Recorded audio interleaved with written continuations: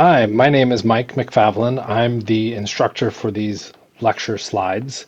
Before we actually get into the slides, I wanted to do a little bit of information about the structure of learning with these lecture slides.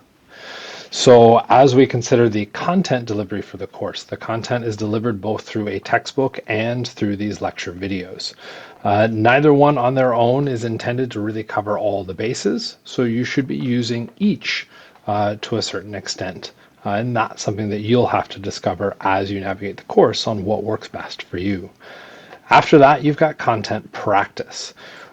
Within that content practice, you're looking at a couple different things. You can be looking at notes during the reading. You can also be looking at notes during the lecture watching process. After that, you actually need to be actively engaged in solving problems, and that's where we move into homework. And your homework is really your point of practice. There's a couple different sources that we will use within our course. We've got an online homework system, which grades you and provides that instantaneous feedback, which is kind of nice. And then we also have paper homework. Studies have shown that students actually retain, and not just students, everybody retains content better if they go through and actually physically write something down.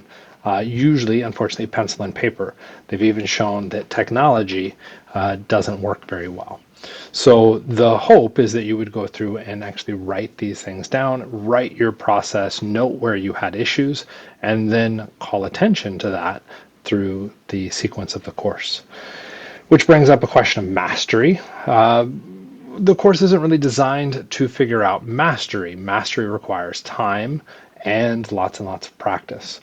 I would argue anybody passing through an individual class never actually masters the content.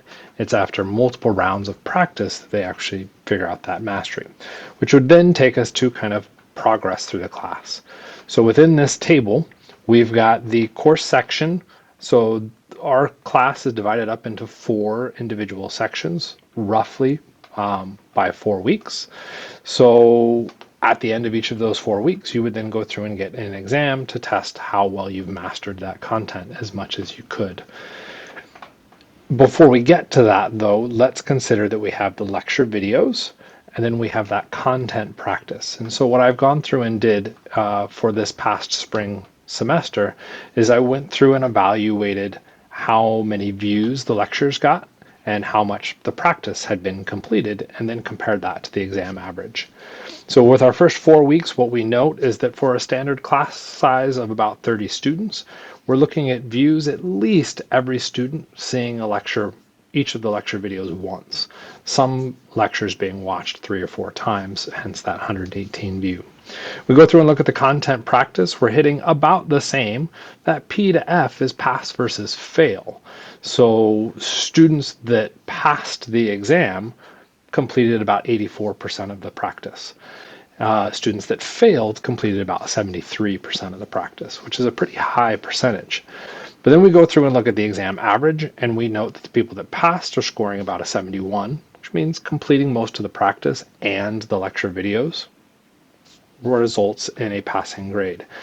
People that failed are a significantly lower average.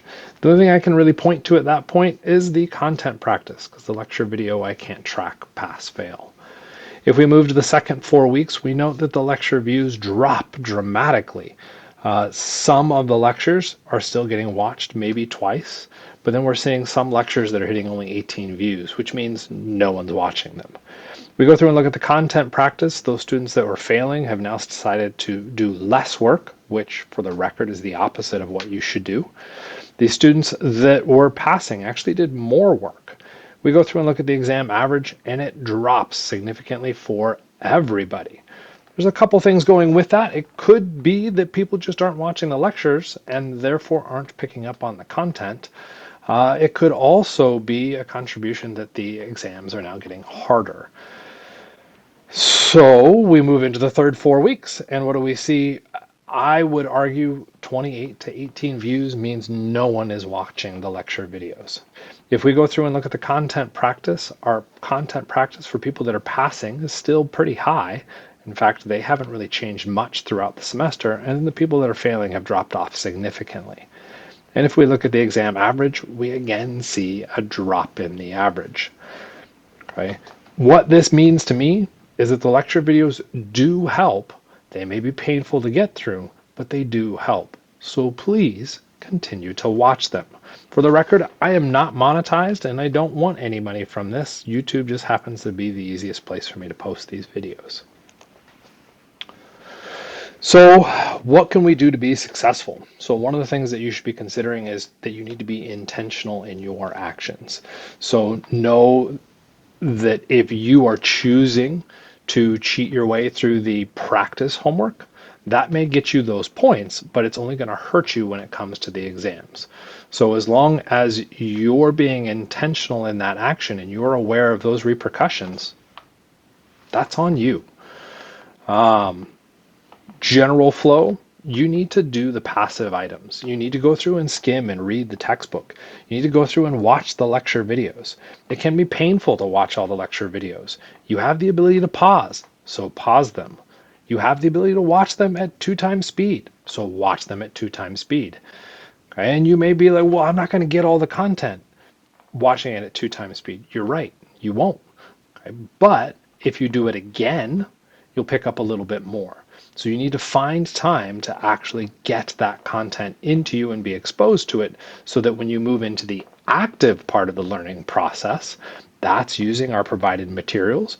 Our textbook has questions in it that you can go through and use. The lectures will pop up with questions that you can go through and solve. That's where you could leverage that pause button and pause before I go through and solve things and try and solve it on your own. One of the things that I've increasingly found is that you should avoid using the internet and AI to go through and solve anything within the learning process. And this isn't because that information is wrong or invalid, but it prevented you from actually learning the content. And so instead of struggling through and trying to learn it, what you did instead was found a cheat that got you the answer, but none of the content. This means when you hit the exam, when none of that material is available, you end up doing pretty miserable on the exams. So be careful trying to use reverse engineering because it doesn't work very well, unfortunately. The next thing that I would really push is use your resources. Okay, you have me as an instructor, you're paying me to teach you this content, so use that to your advantage. Ask questions in class. Figure out where things are going sideways. Send me an email if you don't want to ask in person. Come to office hours. All of those things are great ideas to help ensure that you're actually learning the content. The next part is our college has a great tutoring center. You've paid for it already. Leverage that. Show up, talk to the tutors. They may speak the language a little bit different than me. So they're going to present that content in a varying fashion, and that can actually be beneficial for you. So I would recommend that. And then through all of this, beware of your intent. Are you trying to learn or are you trying to get the answer? If what you're trying to do is get the answer, there's a time and a place. Like 5 minutes before an assignment is due, you need the answer so that you can get those points. Okay? But that means you've prevented the learning process. Double back, spend the time to actually learn the content so you can be successful on the exams. Best practice as you navigate class, what you should do with both the textbook and the lecture is you should have a sheet of paper that is just your memorize list. This is the, oh my God, I have to know this to actually be able to answer any question. So start creating that list. As you continue through the semester or even a unit, what you'll find is that you'll be able to remove things from that list so you can refine it so that when you get to the week of the exam, you can now have a centralized list of this was the stuff I need to have memorized, and you can focus on that instead of everything. And that can simplify your process navigating the class and hopefully allow you to be much more successful in the long run. With that, that's all I really had to say. So we'll go ahead and end our lecture there. Thanks for watching.